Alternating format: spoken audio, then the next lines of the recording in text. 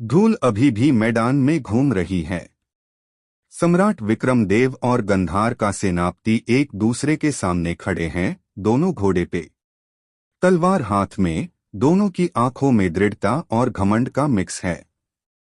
सम्राट विक्रमदेव बोलते हैं, तुमने सिंधु के प्रति अपनी निंदा और घमंड दिखाया, आज तुम्हें इसका अंजाम देखना होगा।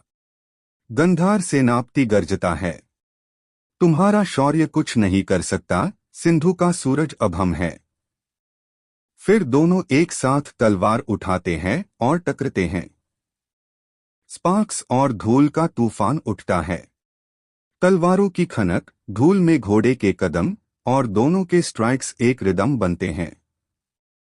सम्राट विक्रमदेव एक जोर का वार करते हैं, लेकिन गंधार का सेनापति उससे पैरी करता है। दोनों घोड़े एक दूसरे के चारों तरफ घुसते हैं। तलवारों का संघर्ष इंटेंस और एपिक लगता है।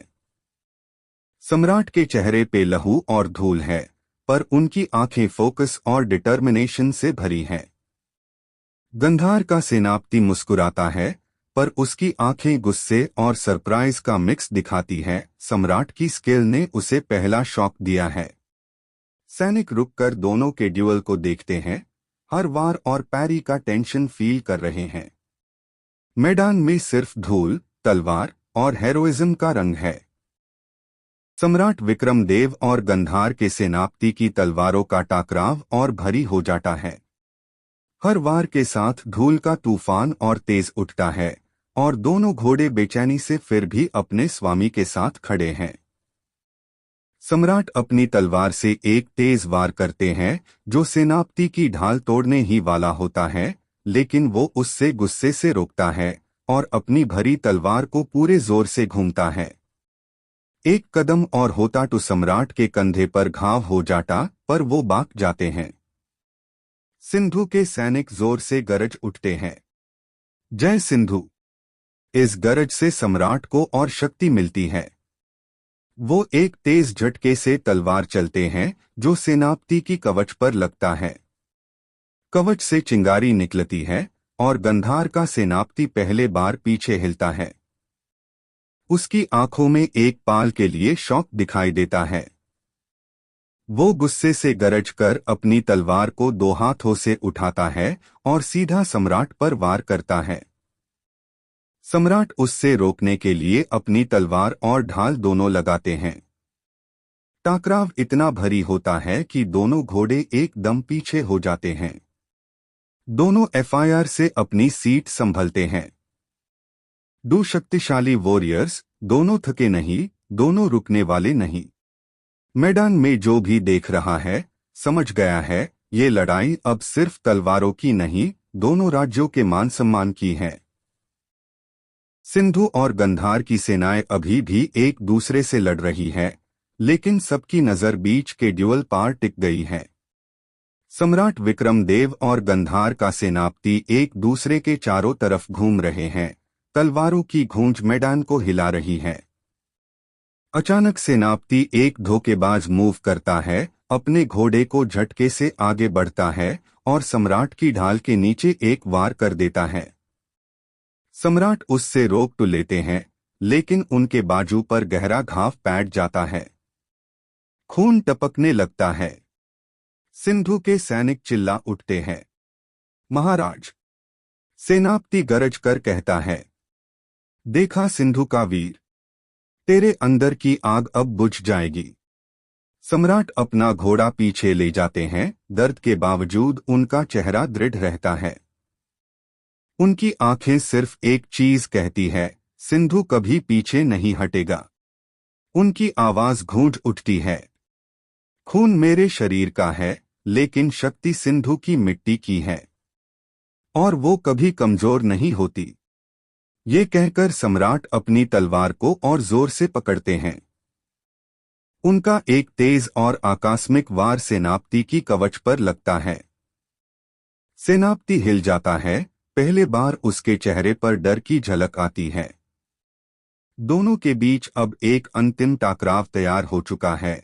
ये फैसला करेगा कि इस मैदान का राजा कौन होगा। मैदान की धूल और खून के बीच दोनों महायोद्धा एक दूसरे पार टूट पड़ते हैं। हर वार पहले से भरी, हर टकराव पहले से तेज।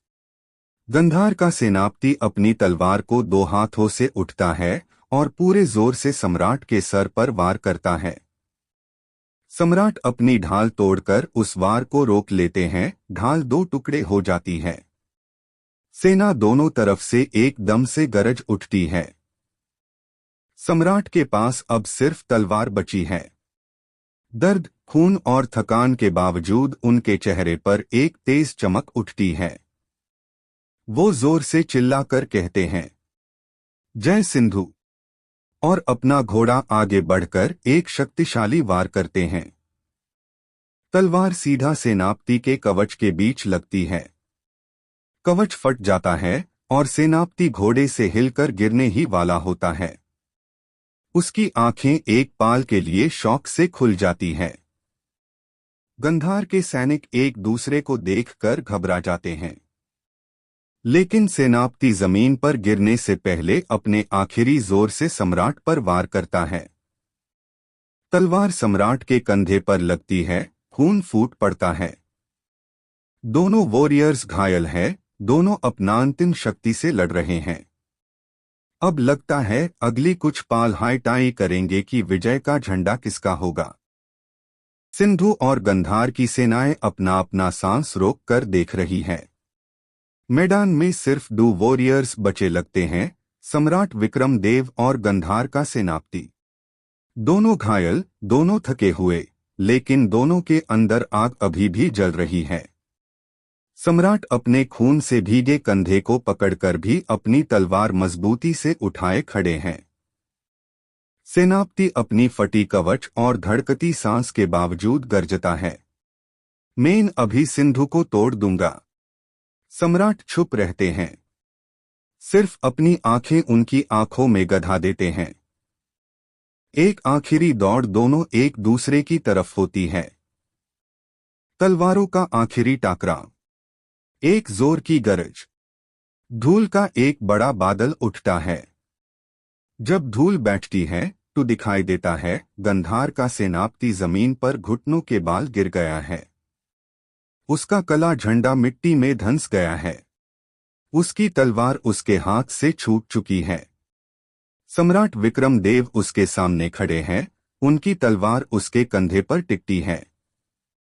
खून उनके कपड़ों को भिगो चुका है, लेकिन उनकी आवाज अभी भी दृढ़ है। ये सिंधु का जवाब है।